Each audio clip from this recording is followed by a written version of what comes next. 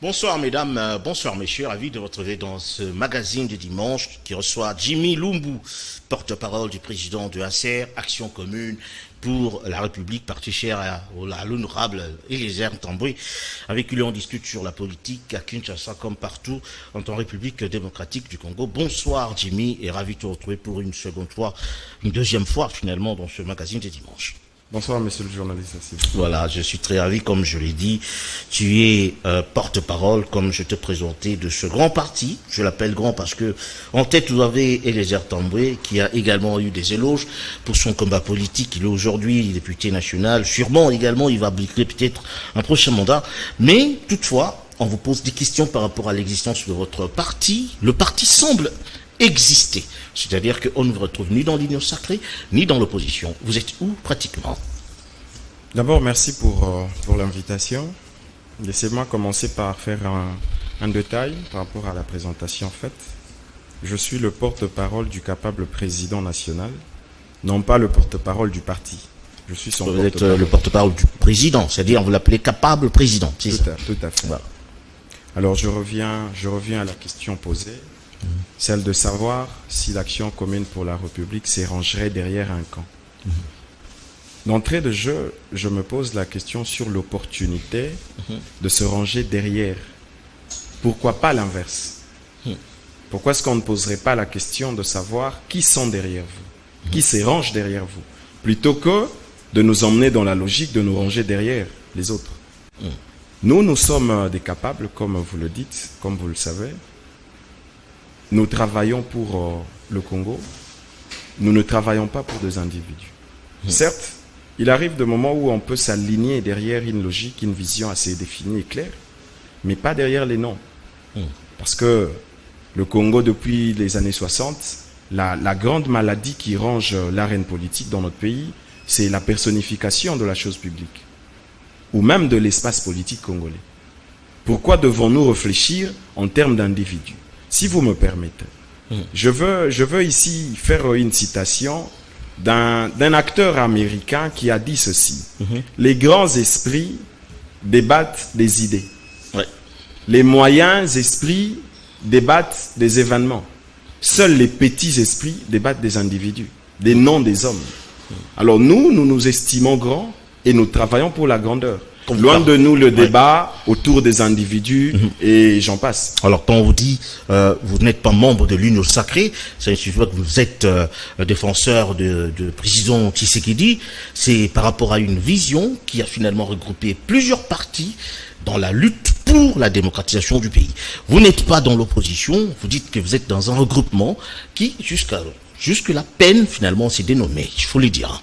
D'abord, je veux faire savoir à l'opinion qui serait en train de nous suivre, ça va dépendre de l'heure, que nous, Action commune pour la République, nous nous considérons comme des opposants du chef de l'État.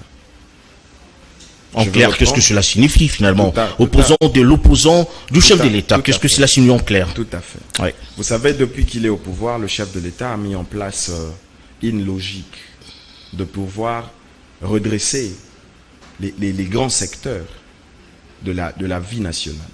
Et ça se sent. Ça se voit d'ailleurs.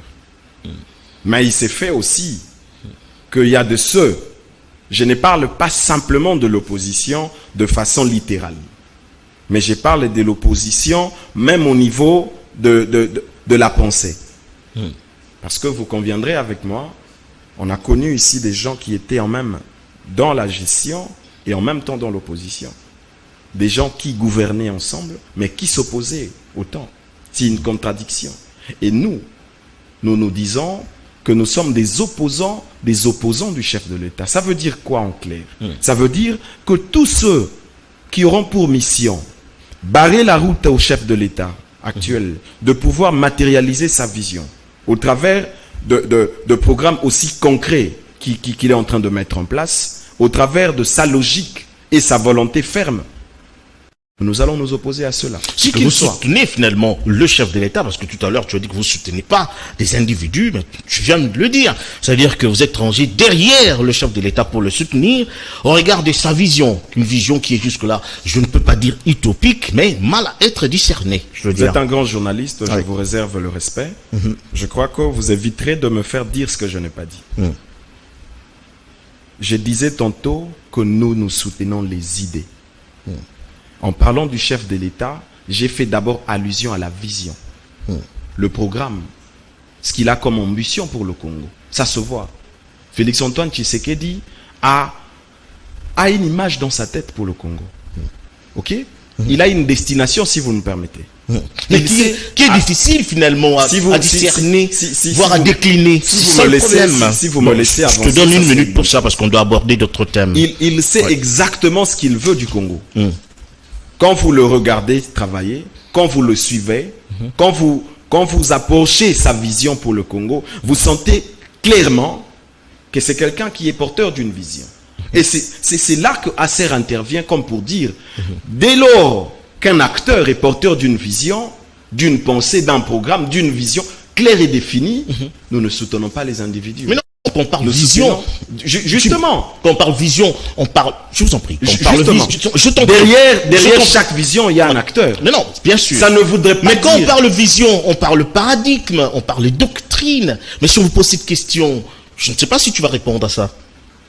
Vision. Quels sont vos paradigmes qui soutiennent finalement votre vision? Quelle est finalement cette doctrine qui soutient cette vision du chef de l'État? D'abord, chez nous, je veux faire un parallélisme. Nous sommes de ceux qui soutenons et qui prêchons le pouvoir de l'amour. Ok?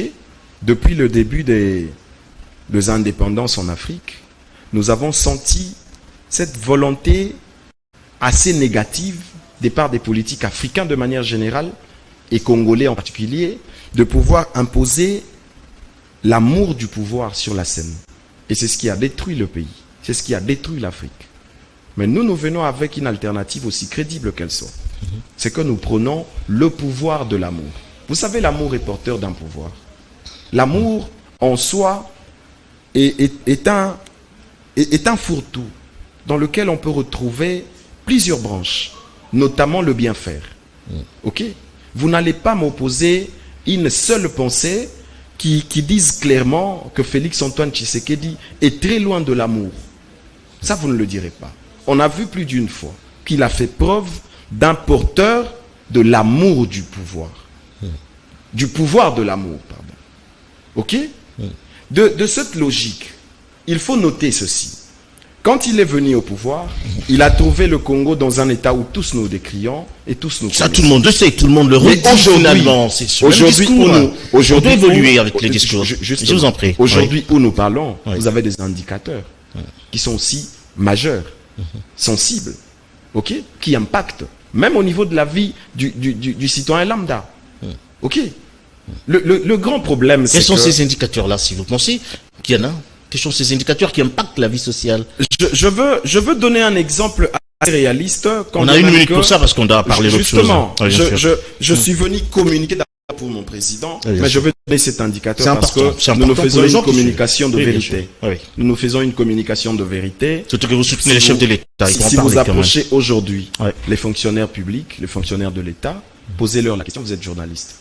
En ce qui concerne les revenus, vous allez croire et vous allez voir que depuis que Félix Tshisekedi est au pouvoir, les fonctionnaires de l'État ont connu des majorations assez sensibles. C'est vrai qu'on n'a pas encore atteint les paroxysmes qu'on voudrait. Mais ce qui est fait est un grand travail. Jamais réalisé depuis. Alors, c'était Jimmy Lumbu, porte-parole du président de ACR, comme on dit, Action commune pour la République. Avec lui, je l'ai dit, on parle politique. Il faut déjà le dire que le chef de l'État était en Chine, en Shanghai. C'est là dans les perspectives d'une coopération bilatérale gagnant-gagnante. Image commentaire. Deuxième étape de la mission du président de la République démocratique du Congo en Chine. La ville de Shanghai a offert ce samedi 27 mai 2023 un accueil chaleureux au couple présidentiel congolais. Le président de la République Félix-Antoine Tshisekedi Tshilombo, son épouse sont arrivés dans la grande ville chinoise en début d'après-midi en provenance de Beijing. Bouquets de fleurs et hymnes nationaux, les autorités du premier port du monde, ont réservé un très bel accueil au couple présidentiel congolais. Ensuite, le président Félix Tshisekedi s'est entretenu avec le secrétaire du Parti communiste de la municipalité Chen Jining au sein du palais local. Ce dernier a mis en relief le rôle de Shanghai qui veut devenir une pièce maîtresse dans le partenariat stratégique entre la Chine et la République démocratique du Congo afin d'élargir les perspectives de la coopération entre la Chine et la RDC. Chen Jining a également insisté sur la volonté de la Chine d'approfondir l'amitié traditionnelle non seulement avec la RDC mais aussi avec les pays africains grâce à une nouvelle philosophie basée sur la sincérité, la franchise et des relations substantielles. Le président RD congolais, à lui, a remercié le peuple chinois pour son hospitalité et ensuite insisté sur la protection des acquis de redynamisation des relations entre son pays et la Chine comme amorcé avec son homologue chinois. Le président Félix Tshisekedi a rappelé que la RDC et la Chine entretiennent d'excellentes relations depuis plus de 50 ans maintenant, des relations qui ont laissé des traces dans son pays, notamment dans le domaine des infrastructures. Voilà, c'était donc le chef de l'État en Chine, à Shanghai, comme on dit. Nous sommes dans les perspectives d'une coopération, bilatérale, mais gagnant-gagnant, win-win, pas comme l'ancien régime l'avait fait avec de particuliers. Le chef de l'État est allé voir finalement le gouvernement chinois pour tenter d'améliorer les rapports commerciaux entre les deux pays. Alors, certes, cela a été critiqué par plusieurs langues, mais la question s'y pose, est-ce que à 5 mois d'ici l'élection, on peut aujourd'hui rêver d'une coopération gagnant-gagnant entre la Chine et la RDC, alors que le pays traverse des moments d'instabilité très atroces? Moment d'instabilité ne voudrait pas dire que le Congo s'arrête. Par rapport à la sécurité, par rapport à la vie chère, par rapport à tout ce qu'il y a comme... J'en arrive. Ouais, très bien. Au jour d'aujourd'hui, il est difficile, voire impossible, de vivre en autarcie. Nous sommes sous l'ère de la mondialisation, l'ouverture à travers le monde. Il faudrait que les États entrent en compétition, mais aussi en amitié. Et moi, je commence d'abord par féliciter le vouloir du chef de l'État d'approcher le gouvernement chinois. Vous savez, vous l'avez dit tantôt, les scientifiques savent, retiendront que depuis que le monde est monde, le contrat le plus léoné est celui signé entre le gouvernement congolais et les particuliers chinois. Ok ?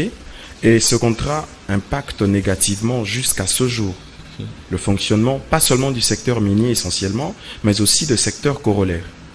Il était de bonne loi que le chef de l'État réfléchisse sur le mécanisme à mettre en place pour essayer de pallier à ce problème.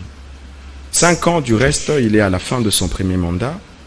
Il ne pouvait pas penser aux élections simplement, mais il pouvait également, et il le fait d'ailleurs, penser à la survie et à l'avenir de ce grand pays. Dire que année électorale, à 5 mois des élections, qu'on arrête tout, qu'on réfléchisse élection, non. On doit en même réfléchir élection parce que c'est un devoir aussi démocratique et constitutionnel, mais aussi regarder de l'autre côté, comment pallier les problèmes sociaux. Ok, ils sont multiples ce problème. Et quand il fait ce déplacement en Chine, vous êtes journaliste, vous le savez très bien, il a noué de contacts qui vont rentrer dans les actifs du Congo, non pas de l'individu, encore du régime comme on le penserait. Ceux qui disent des langues dont vous faites allusion, ce sont certainement des langues qui s'ouvrent, qui se délient. Mais qu'est-ce qu'ils disent réellement? Qu'est-ce qu'ils reprochent réellement? Moi, j'aurais souhaité qu'on dise exactement et théoriquement d'ailleurs que voilà ces déplacements en termes d'apport et ce qu'il y a comme impact négatif ou positif. C'est comme ça qu'on devrait emmener le débat aussi à la place publique pour essayer d'éclairer la lanterne de plusieurs. Plutôt que de nous emmener dans des futilités. Moi, ici, j'encourage et je salue la démarche entreprise par le chef de l'État. Selon vous. Celle de renouer avec des partenaires sincères, crédibles. Vous parlez d'un partenariat win-win, gagnant-gagnant. Mais est-ce qu'aujourd'hui, vous pouvez faire un état de lieu en ce qui concerne le partenariat ou la coopération bilatérale, même multilatérale, que le Congo entretient avec les autres États? Difficile. Pourquoi? Parce qu'on a conclu des alliances, des accords, dans un contexte aussi confus, qu'on ne sait pas ici définir, que des amicalités, de familiarité en plus primées, plutôt que les valeurs. C'est ça la différence. Et quand il va en Chine, il s'emmène avec une vision, avec un programme, avec un logiciel. Il veut, dans la mesure du possible, retoucher d'abord cet accord, ce contrat qui lie le gouvernement congolais aux particuliers. Mais regardez la différence qu'il apporte. C'est que lui ne voit pas un contrat entre gouvernements d'abord avec particuliers, parce que ça existe, le contrat public-privé. Mais lui, il veut d'abord aller dans la logique de faire ou de mettre en place un partenariat public entre États. Qu'est-ce qu'on peut attendre de la Chine? Certes, la Chine est parmi les pays aujourd'hui qui excellent dans l'économie et dans plusieurs axes, je veux dire. Mais qu'est-ce que la RDC doit attendre de la Chine aujourd'hui? Parce que s'il faut descendre un peu plus bas, on parle plus de certains produits chinois. Et on sait quelle est la qualité des produits chinois qui nous sont vendus. Ça, il faut le dire. Alors, comment pouvons-nous envisager une coopération win-win alors que nous avons comme l'impression que la Chine exporte ses produits, mais dans différentes qualités de besoin. C'est-à-dire, on nous fait de produits, je veux dire, qui sont, entre guillemets, de produits, je ne dis pas avariés, mais de produits qui ne tiennent pas. Monsieur le journaliste, je sens en vous l'esprit du commun de mortels. Mais je vous épargne de mon petit commentaire là-dessus. Mais voilà ce qu'il faut tenir comme communication, ce qu'il faut retenir. La Chine aujourd'hui est une puissance. Ok? La Chine aujourd'hui peut, et déjà elle le fait, peut concurrencer les grandes nations. Je ne sais pas si tu as compris ma question. Je vais en arriver. Parce que bon, tu as donné un qualificatif important. Mais moi, j'estime que la coopération entre la Chine et l'Afrique, laissez-moi, il faut le dire dans ce sens-là. Voilà, je peux avancer. Vous devez avancer. Parce que la Chine aujourd'hui est une puissance. Ok? Même dans le concert de nations. Si vous le voulez, même dans le Conseil de sécurité des Nations Unies, la Chine a une voix prépondérante. Lorsque vous faites allusion à la main-d'œuvre chinoise, j'aimerais vous préciser une chose. La Chine aujourd'hui exporte de tout le pays du monde. Ok? Même les États-Unis. Quand vous parlez de la qualité, vous savez très bien, comme tout le monde, que la qualité est fonction du coût. Ok? Dérogez-vous de cette règle. Les Chinois peuvent beaucoup aujourd'hui. Ils ont fait de preuves. Ce que vous avez comme entendement, certainement, je ne dirais pas que c'est l'entendement du citoyen lambda ou du commun de mortels. On se met à leur place. On se met à leur place, c'est pour eux qu'on communique. C'est cette volonté occidentale de pouvoir ternir, si vous me permettez l'expression, de ternir l'ascension ou d'arrêter la montée en puissance des autres États. Mais l'ère est révolue. L'ère est révolue. Aujourd'hui, la Chine, je le crois et je le dis avec beaucoup de fermeté parce que j'ai un diplôme en relations internationales. La Chine peut être un partenaire assez important pour la R de Congo. Au regard de sa gigantesque appareil technologique. Ok? Nous avons les secteurs à relever. Nous avons plusieurs secteurs à redynamiser, sinon à mettre en place. Par exemple, les secteurs de l'armement. La Chine peut nous être utile sur le plan de la technologie. Par exemple, les secteurs de la télé mobile et la télécommunication, comme vous le voulez. La Chine peut nous être un partenaire assez important, dans la mesure où, aujourd'hui, on a besoin que les jeunes Congolais apprennent à travers le monde. Ils iront où? Ils iront dans des pays nantis, où la technologie a sensiblement connu des avancées. Et notamment la Chine, il faut noter. Ils iront où? Ces jeunes entrepreneurs congolais qui veulent apprendre aux côtés de ceux qui font déjà l'histoire. Ils iront aussi notamment en Chine. Je n'enlève pas, je n'extirpe pas de la liste les Occidentaux, évidemment. Mais il faut noter que la Chine aujourd'hui a fait toutes les preuves. Et même sur la question de la puissance économique mondiale. Il faut parler de la Chine en termes de production. Voyez-vous? Si vous comparez la Chine des Mao à aujourd'hui, vous sentez que c'est un État qui a sensiblement fait de progrès. Et c'est un modèle qu'il faut voir, qu'il faut approcher. C'est ça la dynamique internationale à ce jour. Il faut approcher les États qui évoluent, essayer de comprendre la teneur de leur progrès et faire le possible pour atteindre un niveau assez considérable. Ça, c'est le devoir qu'a le Congo aujourd'hui.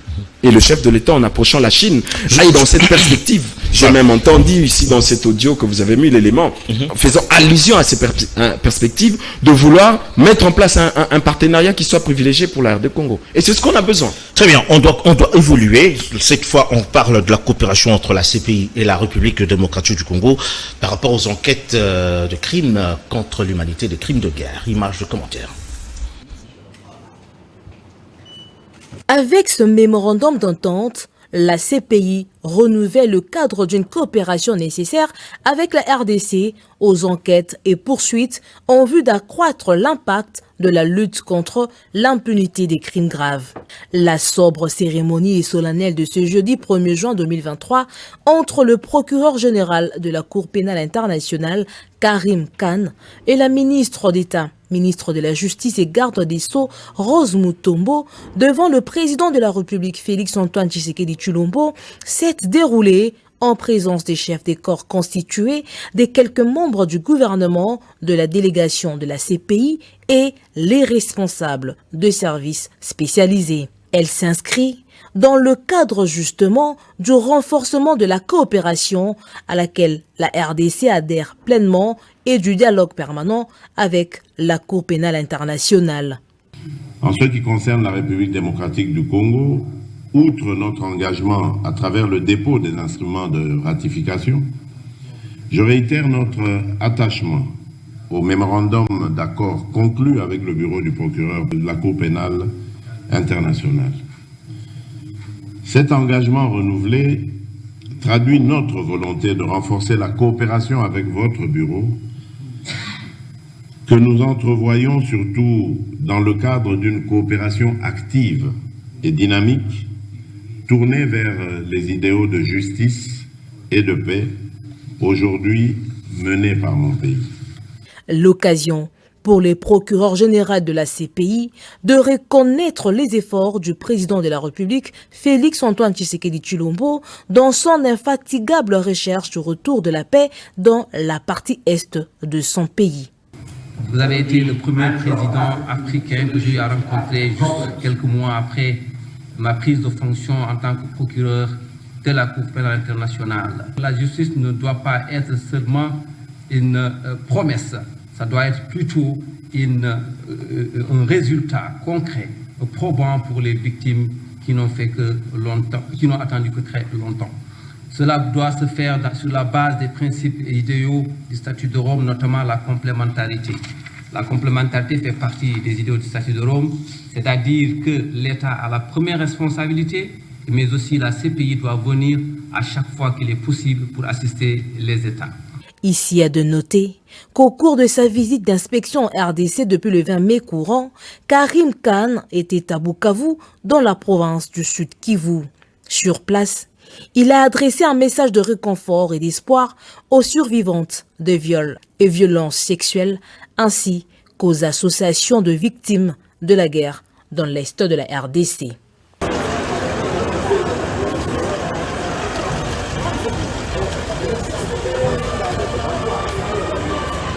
On poursuit donc cette édition pour dire qu'il y a eu la 100e réunion du Conseil de ministres, c'est là en présence du chef de l'État Félix-Antoine Tshilombo Tshisekedi. Image de commentaire.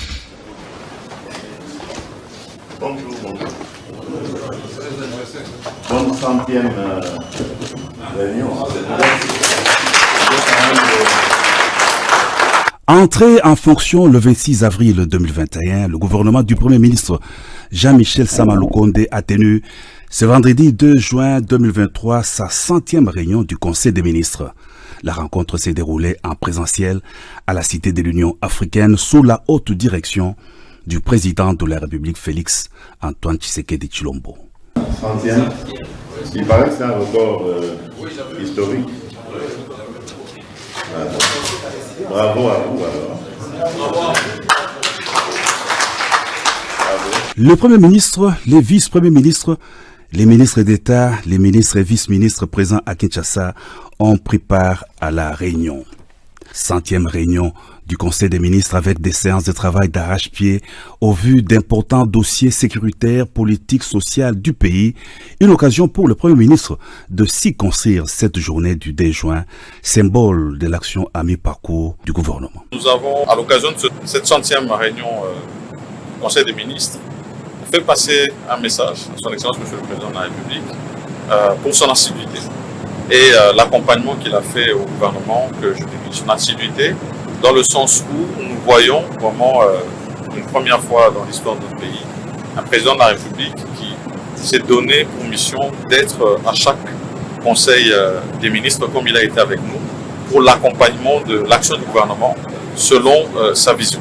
Et donc, ici, cette reconnaissance que nous lui avons faite et les encouragements que nous avons reçus de sa part, de poursuivre le travail d'arrache-pied de la même manière que nous l'avons fait. Cette 100e réunion du Conseil des ministres constitue aussi, dans le cadre des annales gouvernementales, l'un des records en termes de régularité de nos conseils des ministres.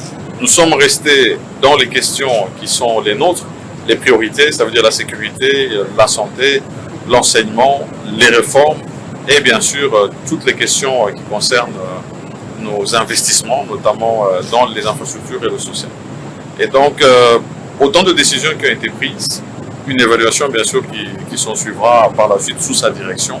Et nous allons nous assurer de garder, en tout cas, l'exhortation qu'il nous a faite de ne pas désemparer et de continuer à travailler pour la République démocratique du Congo, pour sa population, pour laquelle nous sommes, nous en tant que gouvernement, au service. 100e réunion du Conseil des ministres.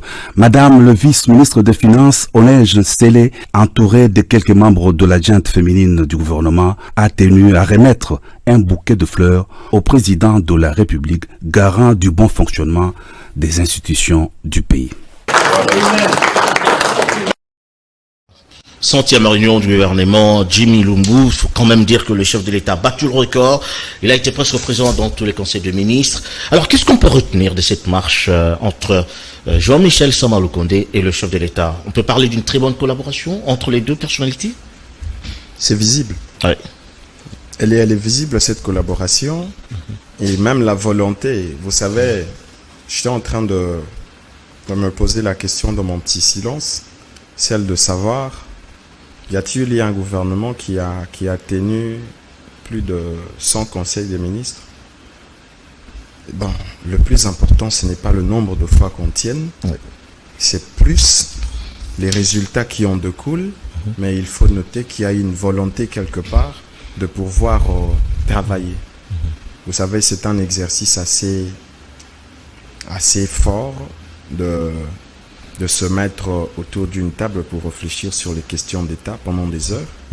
Beaucoup s'en dérogent. Beaucoup. Je ne veux pas ici rentrer dans le... On voudrait peut-être faire une petite évaluation comme ce gouvernement depuis que ça a commencé. Il faut dire que ça a presque 2 ans ou 2 ans et demi. J'en pose des questions. Alors, quels sont les secteurs qui excellaient parmi tous les secteurs selon vous? Les secteurs qui a finalement regaillardi et qui a opté pour l'espoir du peuple congolais. Aujourd'hui, j'aimerais d'abord me ranger du côté du peuple. Je commence d'abord par dire qu'il y a beaucoup à faire. Le gouvernement qui fait aujourd'hui le 100e Conseil des ministres a salué les efforts, la présence physique du chef de l'État. Mais nous, en tant que peuple, en tant que porteurs de desiderata de ce peuple, nous disons, ça y est, d'accord. Nous voyons que vous êtes assidus à cet exercice, mais nous aimerions, au-delà de cet exercice, toucher de la main les résultats, palper du doigt les satisfactions. C'est les plus importants. C'est ce qu'est le peuple. Ce qui n'arrive pas toujours, je dois le dire, quand même. De l'autre côté, on a aussi de contraintes, certes, mais ici, nous tapons le poing sur la table, un peu comme pour dire que nous voulons des résultats. Mais s'il faut revenir à votre question de départ, je ne suis pas ici défenseur du gouvernement. Je ne suis pas venu répondre pour le compte du gouvernement. J'en fais pas partie. Encore moins mon président pour lequel je suis... Nous soutenons les actions du chef de l'État quand même. Nous soutenons le chef et nous saluons le chef de l'État dans sa mission. Nous saluons les efforts, mais il reste beaucoup à faire. Certainement, il y a aussi des domaines, des secteurs où il y a des avancées. Puisque la population attendait beaucoup quand même de ce régime. Il faut quand même le dire. C'est l'UDPS qui en prime quand même dans la scène politique avec tout ce qu'il y a eu comme combat. Plus de 32 ans, le peuple congolais a participé d'une manière ou d'une autre à cette lutte de l'UDPS. On attend beaucoup finalement de l'UDPS. Mais malheureusement, je ne vais pas dire que tout est noir, mais il faut quand même dire que le peuple est encore à sa soif, le peuple a encore faim, le peuple attend encore beaucoup finalement, et malheureusement qui n'arrive pas. Vous savez, l'actuel régime, le chef de l'État, quand il a pris le pouvoir, il a trouvé le Congo à une situation chaotique. Ça, il faut l'admettre. Le mal est profond. Il l'est encore jusqu'à ce jour, bien sûr. Les efforts fournis. Je veux ici faire mention de ce que j'ai vu à travers Kinshasa. Les routes. Vous savez qu'il y a un effort considérable qui est mis en place dans les infrastructures routières. Bientôt, on saura comptabiliser le nombre de kilomètres. Vous parlez de Kinshasa, vous parlez de l'intérieur, parce que s'il faut évaluer le travail, il faut quand même dire qu'il y a à dire quand même là-dessus. Hein. Attendez, attendez. On doit commencer quelque part. Si on ne sait pas faire avec Kinshasa, on fera avec les provinces. C'est difficile de répondre. Si on ne sait pas embellir la capitale, on saura embellir l'intérieur du pays. Je n'encourage pas cette volonté de pouvoir mettre dans les oubliettes l'intérieur du pays. Non. Mais ici, je veux saluer les efforts consentis, visibles, dans les secteurs de la voirie. Ok? On sait voir les routes asphaltées à travers Kinshasa et même à travers les provinces. Ça, c'est un exemple que j'ai pris de passage. Mais j'aimerais ici insister. Vous savez, nous sommes dans un pays où aujourd'hui le clientélisme bat record.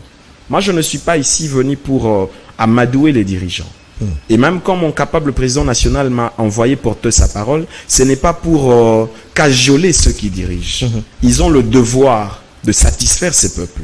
Ils ont le devoir de ramener à un niveau assez considérable ces pays. Ok? Et ça reste encore un besoin. Ça reste encore une soif pour ce peuple. Comme ça, nous en appelons à la responsabilité du gouvernement et du chef de l'État à continuer à fournir des efforts. Autant que nous l'avons vu dans le secteur de la fonction publique, par exemple, où il y a des majorations, des salaires. On essaie un peu de faire le possible qu'on ne savait pas compter il y a 5 ans, 4 ans, 6 ans en arrière. Mais aujourd'hui, on peut se dire, ça y est, on pouvait faire quelque chose et on le fait. Continuez, poursuivez les efforts. Le combat est encore à mener. Le peuple a encore besoin de voir de vous la volonté de changer ce pays. Et ça, je m'adresse particulièrement au chef de l'État. Il en a la capacité et la volonté. Très bien. Alors là, c'est Jimmy Lumbu, des déclarations qui vous engagent. Toutefois, on continue pour dire qu'il y a eu prolongation de l'état de siège. Il faut dire que cela a été voté par l'Assemblée nationale lors de la toute dernière plénière. Image de commentaire.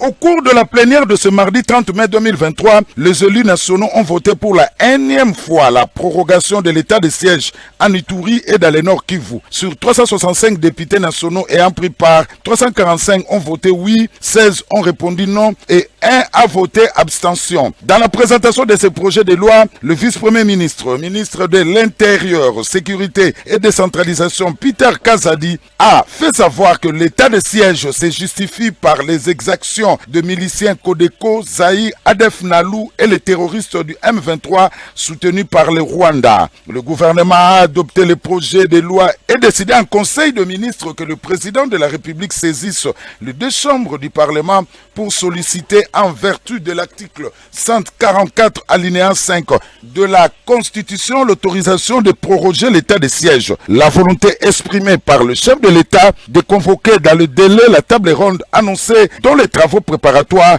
avaient déjà été entamés pour procéder à l'évaluation de l'état de siège. Pour permettre aux forces de défense de poursuivre les opérations militaires de pacification de ces provinces troubles, il importe donc que la Chambre basse autorise pour la énième fois cette prorogation sollicitée. Dans le débat autour de ce projet de loi, le député Emery Okunji est intervenu par motion de procédure et proposé le vote du projet de loi sans débat pour se concentrer sur la principale matière, à savoir le projet de loi sur la répartition des sièges. Un élu de Massissi est allé à la contre de cette motion qui a pris pour argument la répartition des sièges. Pour lui, c'est un refus pour l'Assemblée nationale de débattre d'une question sécuritaire alors que l'Est du pays est à feu et à sang. La population observe et constate que l'Assemblée nationale passe outre ce débat pour se focaliser sur la loi portant répartition des sièges alors que les électeurs sont en train de mourir chaque jour.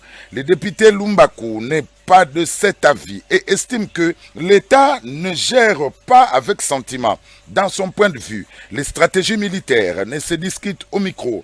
Il faut donc donner la chance à la tenue de la table ronde d'évaluation de l'état de siège convoquée par le chef de l'État. Pour lui, les observations et corrections peuvent être versées à la commission PAJ. Avant d'interpeller ses collègues de l'Est, de ne jamais donner l'impression que la question sécuritaire des provinces de l'Est les concerne en propre. La République démocratique du Congo doit être toujours considérée comme un corps plus les élus de l'Est. La motion du député Okunji a été adoptée, ce qui a ouvert la voie au vote nominal sans débat et au finish sur 362 députés ayant pris part au vote. 345 ont voté oui, 16 non et une abstention. Le ministre de la Défense, Jean-Pierre Bemba, reçu dans son cabinet la ministre allemande adjointe des Affaires étrangères. Les deux personnalités ont épilogué sur la crise qui sévit à l'est de la RDC. Images et commentaires.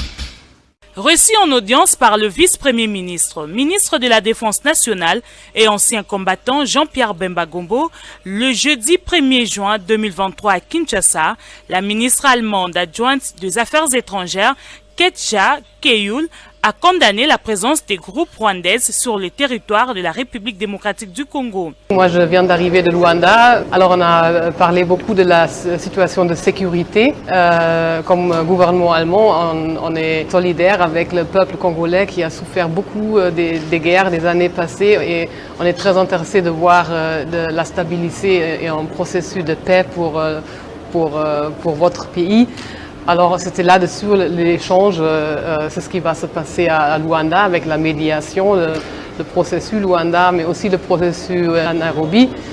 Mais on espère bien de soutenir les efforts de médiation de toutes les parties pour que le peuple congolais un jour pourra vivre en paix. La ministre allemande adjointe des Affaires étrangères s'est félicitée des discussions avec le patron congolais de la Défense nationale qu'elle a trouvé totalement disposé à trouver des solutions idoines aux problèmes qui rongent l'Est de la République démocratique du Congo depuis plus de 20 ans aujourd'hui. Au décembre, on est parti de l'Union européenne, on a condamné la présence de troupes rwandaises sur le territoire congolais. Il faut respecter la souveraineté des pays, il faut respecter les frontières, soit les frontières en Europe, mais aussi les frontières en Afrique. On comprend très bien, on est tous dans le même bateau. Si on veut vivre en paix, il faut défendre les valeurs de la charte de l'Union africaine, aussi la charte des Nations unies qui implique qu'on respecte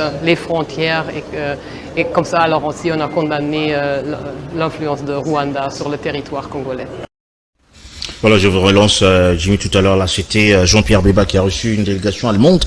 La question de la sécurité, je veux dire que, est vraiment à l'affiche, je voulais dire, et à l'Est, comme à l'Ouest de la République, nous connaissons des actes de bavures terribles, d'actions de ravages, je veux dire, et cela décline sur de meurtres, comme on le dit. Alors, comment comprenez aujourd'hui cette politique sécuritaire de la RDC?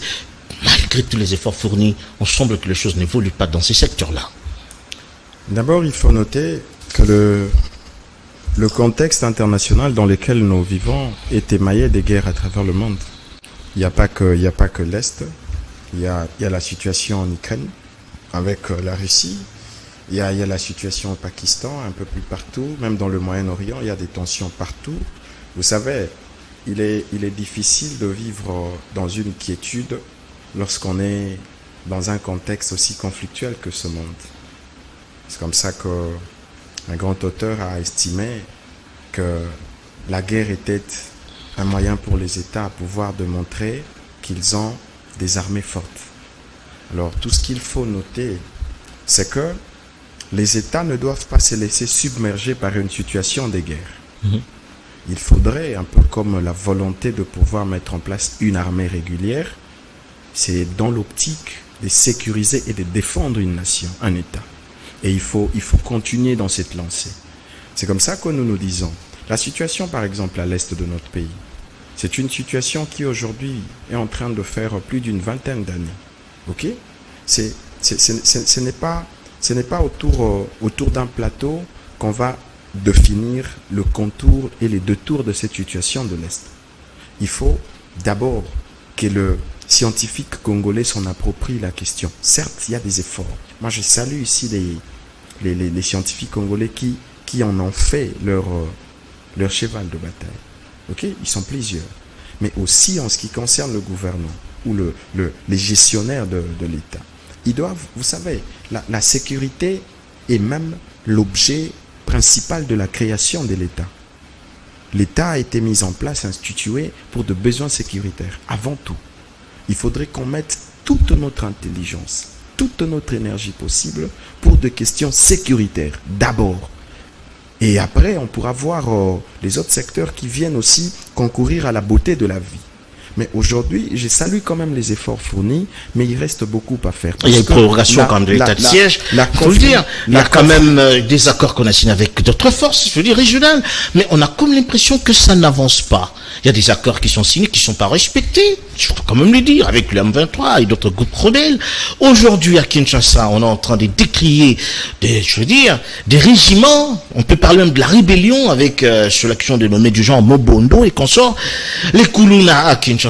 Tout ça, c'est vraiment un package qui fait que on ne comprend pas, finalement, quelle est la politique sécuritaire de la RDC. On tend vers une sorte de guerre qui risquerait d'embraser toute la République. Il faut noter que la République démocratique du Congo est l'un des États, l'une des nations les plus convoitées. Les plus convoitées au regard de sa géopolitique.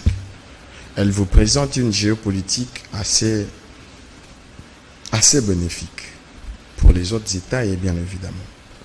Dire que cette situation risquerait d'embraser l'ensemble du territoire, je ne converge pas avec cette logique ou cette pensée. Vous savez, les efforts qui sont fournis depuis un certain moment nous ont permis d'abord, nous citoyens lambda, de cerner la situation de l'Est. Ça, il faut le noter. Vous savez, il y a ce qu'on appelle dans toutes les situations liées à l'État, au fonctionnement régulier des États, il y a l'appropriation collective, l'adhésion populaire. Ok? Aujourd'hui, la situation d'instabilité ou d'insécurité à l'Est n'est plus un tabou comme autrefois. Nous connaissons les responsables. Bien qu'en partie. C'est pas aujourd'hui quand même, Jimmy. C'est pas aujourd'hui parce qu'on doit aller plus vite. C'est pas aujourd'hui qu'on connaît les tenants et les aboutissants. Nous connaissons le contour et les détours. Et même les tireurs de ficelle. Et on avance comme ça. On n'avance pas tout de suite quand même. À pas de tortue, bien sûr. À pas de tortue, mais autrefois on n'avançait pas. Autrefois, on faisait du surplace. Je ne veux pas parler du M23 qui a été de fait quand même avec le régime qui venait de passer. Je ne veux pas en parler. Nous, ce qu'on veut, c'est-à-dire savoir finalement la politique sécuritaire de la RDC, qui semble finalement ne pas exister.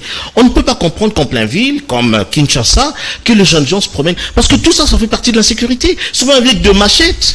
On ne peut pas comprendre ça. Et ça fait des années, cette situation perdure. Et, je veux dire, ça se dramatise de plus en plus. Mais quelle est la politique sécuritaire? À quel niveau on doit intervenir pour mettre fin finalement à toutes ces exactions? C'est ce qui fait que finalement, que le Congolais lambda, parce que nous sommes descendus quand même, comme je l'ai dit, il faut être un peu plus bas par rapport à ceux qui nous suivent. C'est là où on ne comprend pas. C'est là où on ne comprend pas. Qu'est-ce qui manque finalement, soit à la police, soit à l'armée, pour mettre fin finalement à tout ce qu'on peut parler de l'infamie? Moi, je crois que c'est de l'infamie quand même. Qu'est-ce qui manque? Vous savez, nous sommes un peu plus bas par rapport à ça, parce que vous savez, la population est concernée. Je vais prendre un autre aspect de la chose ou de la question. Nous, dans l'Action commune pour la République, depuis un certain moment, inspiré par le capable président national, on a mis en place un programme intitulé Dérwandarisation des institutions de la République démocratique du Congo. Ça passe pour des thèses purement théoriques, tout ça, hein, ou des bonnes intentions, on a comme l'impression. Je vous en prie. On a, après maintes réflexions, analyses et études, on a compris que le vrai problème de la sécurité était l'infiltration, d'abord, au niveau interne. Parce qu'il faut commencer à nettoyer le fichier en interne, et après, quand vous avez un fichier assez fiable en interne, vous pourrez avoir la possibilité d'aborder la question à l'externe. Nous avons compris cette dialectique. Il faut d'abord rwandariser les institutions. Nous avons ici dans notre pays des animateurs qui travaillent pour le Rwanda. Pas seulement pour le Rwanda, mais qui travaillent pour l'extérieur. Et ça ne marche pas. Vous savez, dans des questions sécuritaires, on a d'abord plus besoin des assurances. des assurances dans la mesure où, lorsque vous travaillez pour une question sécuritaire, il faudrait vous rassurer que tous vous convergez vers la même direction. Et ce n'est pas le cas pour notre pays. Nous avons des intérêts croisés et entrecroisés même. C'est comme ça que nous estimons au niveau de l'action commune pour la République. Le grand combat devrait être celui-là, de mettre hors état de nuire tous ces sujets qui ne travaillent pas pour le Congo. Et ils sont pluriels. Ils sont pluriels. Et vous avez vu sur la toile combien le capable président national est vilipendé à cause de cette logique de vouloir dénoncer. On a même attribué les propos non dits par l'acteur. Pourquoi? Parce qu'on voulait... Au fait, l'objectif, c'est de désorienter l'opinion sur une volonté de pouvoir mener un combat, une lutte assez noble. On doit nettoyer le fichier. Là, j'ai fait allusion aux acteurs, aux animateurs. Vous avez des individus, vous le connaissez, vous êtes journaliste. Point n'est besoin pour moi de citer les noms ici. OK? Mais les grands problèmes sécuritaires, parce que nous parlons de la situation de l'Est, même alors la situation de Kwamutu et nous sommes à Kinshasa déjà, faut le dire. D'accord. Faut le dire. D'accord. On a des tireurs de ficelle derrière. OK. On a du mal à démasquer. On a du mal à démasquer finalement tous ces gens, alors qu'il y a des services importants. Je ne suis pas autorisé à vous faire des interrogations, mais je m'interroge à haute voix. Où sont partis les bœufs qu'on a vus contourner le Rwanda en passant par le Grand Bandundu il y a quelques années en arrière. Vous connaissez ce fameux dossier? Bien sûr. OK? Ça refait surface sous une autre dimension aujourd'hui. OK? Attendez, monsieur le journaliste. Vous parlez de Kwamutu, les Teke, les Yaka. C'est des peuples qui ont vécu ensemble. C'est de l'histoire. Ils n'ont jamais connu de problème. Ils n'ont jamais connu d'opposition.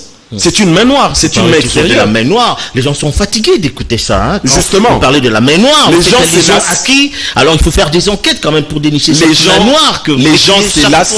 On est fatigués de ça. Les gens s'élassent d'entendre la vérité. Eh bien, nous allons continuer à le dire. Ah bon, ça c'est les gens ne veulent plus entendre la vérité. Vérité masquée. Non. Parler de la main noire. Les gens ne veulent plus qu'on dise haut et fort ce qui est fait. Oh là. On le dira.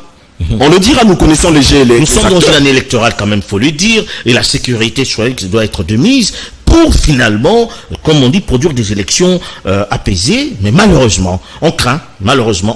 Alors, on en profite pour parler également du fichier électoral, puisque nous sommes pratiquement dans ce domaine-là. On parle de l'opposition qui a claqué les portes, je veux dire, de l'Assemblée nationale par rapport à l'audit du fichier électoral. Nous avons Délice Sanga qui a fait ses déclarations.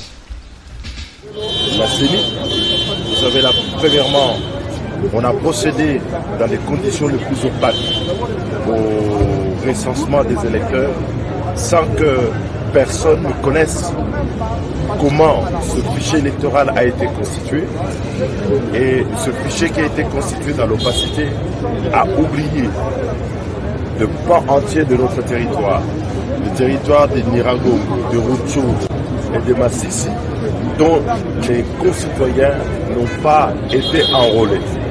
On se pose même la question de savoir si ce pouvoir n'est pas là pour une haute trahison de notre pays, en laissant ses concitoyens à la merci du groupe M23 et en faisant pour une deuxième fois une élection à laquelle certains de nos concitoyens ne vont pas prendre part parce que, étant sous l'autorité d'une armée étrangère, ainsi qu'ils le disent eux-mêmes, dans cette partie du pays. Et dans ces conditions, nous avons considéré que la répartition des sièges qui est faite là aujourd'hui, elle est faite en violation à la fois de la Constitution, de nos lois, mais de tous les prescrits pour avoir un scrutin libre, démocratique et transparent. Voilà, on prend cette fois-là le ministre de l'économie qui était en Zambie, à Lusaka, pour discuter des modalités d'approvisionnement en farine de maïs. Image commentaire. Dans le cadre du suivi de la mise en œuvre de mesures du gouvernement central pour mettre fin à la crise de farine de maïs dans le Grand Katanga et le Grand Kasaï, le vice-premier ministre, ministre de l'économie nationale Vital Kamerhe vient de séjourner pour une seconde fois à Lusaka en Zambie, afin d'évaluer avec les autorités zambiennes les mesures additives pouvant faciliter définitivement l'importation de la farine et des grains de maïs.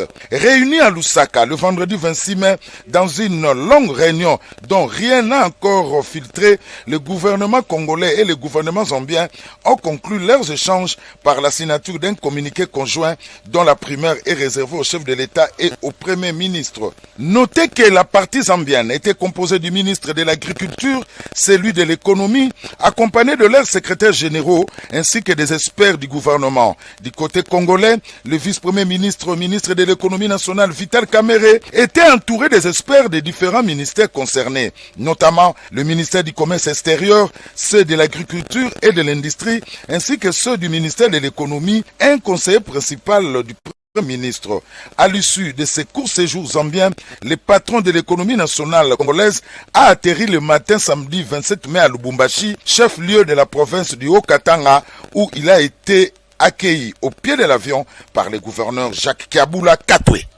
Qui m'accompagnait dans cette mission, des mesures au niveau du gouvernement qui ont été adoptées à l'unanimité parce que le président de la République lui-même, Félix Antoine Tshisekedi Tshilombo, est soucié de voir le peuple du Katanga, le peuple du Grand Kasaï, puisse être souverain dans cette denrée de base.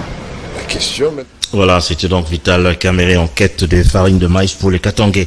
Alors, Jimmy Ilumbu, nous sommes en train de chuter. J'aimerais quand même qu'on parle du fichier électoral. Il faut dire que l'audit a eu lieu.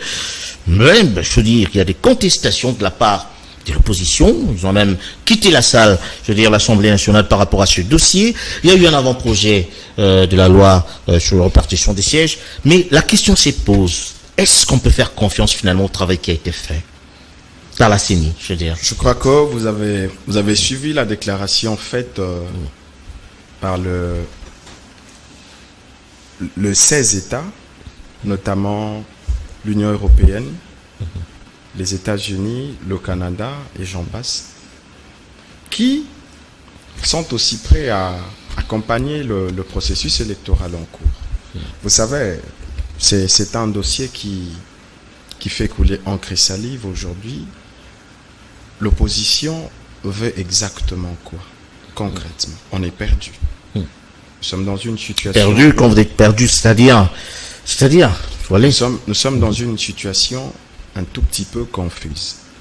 Je veux ici rappeler, mon président, le capable président Eliezer Ntambwe, a dit il y a une période en arrière, il a estimé, prenant la parole par motion dans l'hémicycle à l'Assemblée nationale, il a fait savoir à la représentation nationale qu'il était important qu'on se penche d'abord sur la question sécuritaire plutôt que des élections. Donc pour lui, il faut attermoyer les élections. Attendez. On l'a traité de tout le nom d'oiseau. Et certains ont même dit qu'il n'était pas prêt pour des élections, mais c'est faux.